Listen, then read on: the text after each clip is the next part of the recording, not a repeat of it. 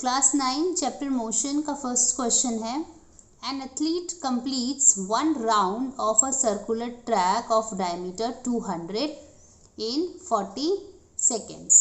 तो यहाँ पे देखो, मैं आपको एक सर्कल बना के आपको समझाती हूँ क्वेश्चन पहले। तो जो एथलीट है वो सर्कल का एक राउंड लगाता है कितना देर में? 40 सेकेंड्स में। ठीक है, तो हम डिटेल लिखते जाते हैं, हमें जो इन्फॉर्मेशन मिलती है। देखो टाइम यहाँ पे t1 कितना है? 40 सेकेंड। और ये जो सर्कल है उसका डायमीटर कितना है? 200 मीटर। तो इससे हमें पता लग गया कि इसका r जो है वो, रेडियस जो है वो 100 मीटर है। राइट, आगे क्या दिया हुआ है? What will be the distance covered and the displacement at the end of 2 minutes 20 seconds।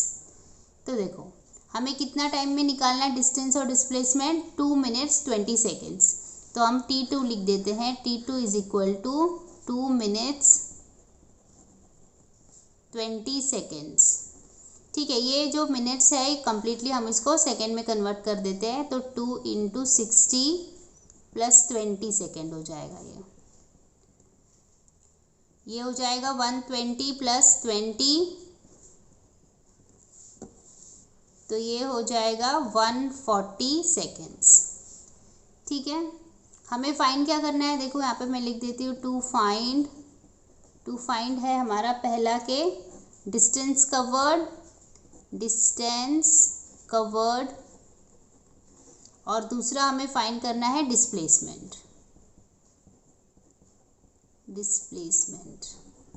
ठीक है, अब देखो जो एथलीट है ना, वो ये सर्कल का पूरा राउंड लगाता है कितना देर में? 40 सेकेंड्स में ये पूरा राउंड लगा लेता है।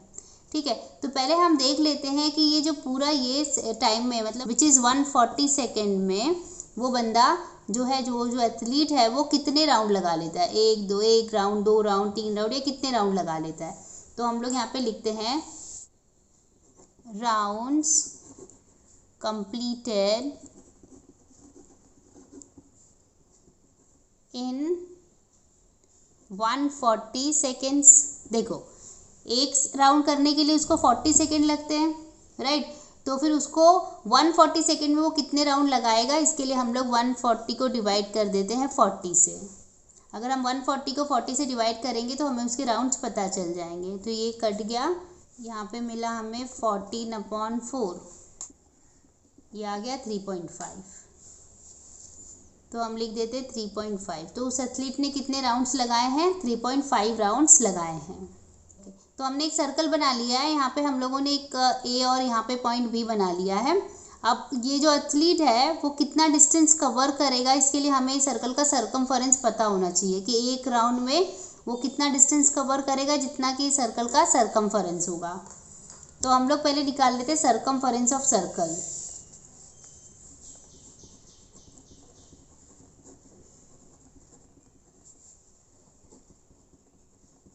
क्या होता है सरकमफेरेंस ऑफ सर्कल? 2πr होगा। वैल्यूज डाल लो, 2 × πr हमने निकाला हुआ है। देखो r हमारा 100 है, तो हम यहाँ पे 100 डाल देते हैं। तो ये हो जाएगा 200 पाई। ओके, तो एक राउंड में इससे हमें ये पता चला कि एक राउंड में जो है ना वो कितना डिस्टेंस कवर कर रहा है? 200 पाई।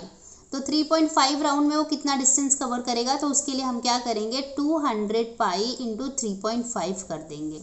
Therefore distance covered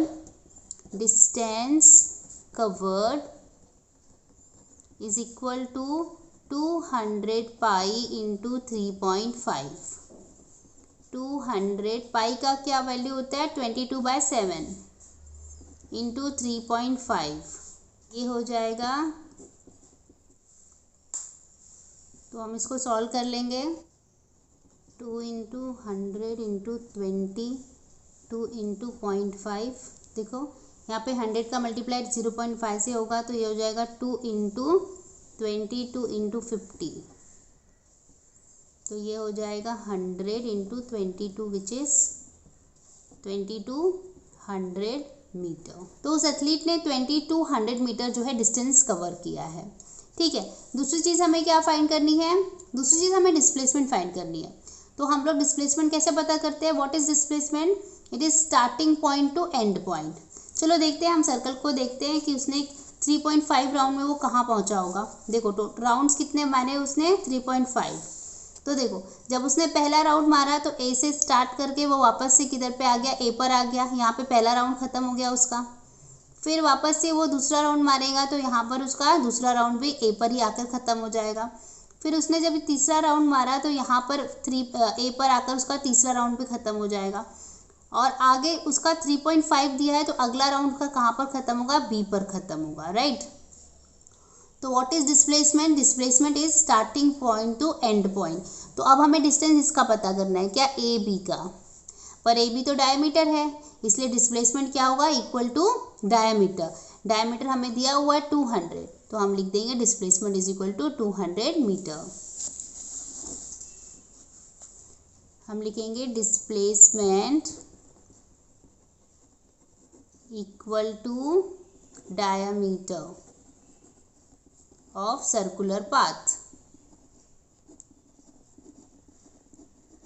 which is what, 200 metre. Thank you. और अगर वीडियो अच्छा लगा होगा तो सब्सक्राइब ज़रूर करें।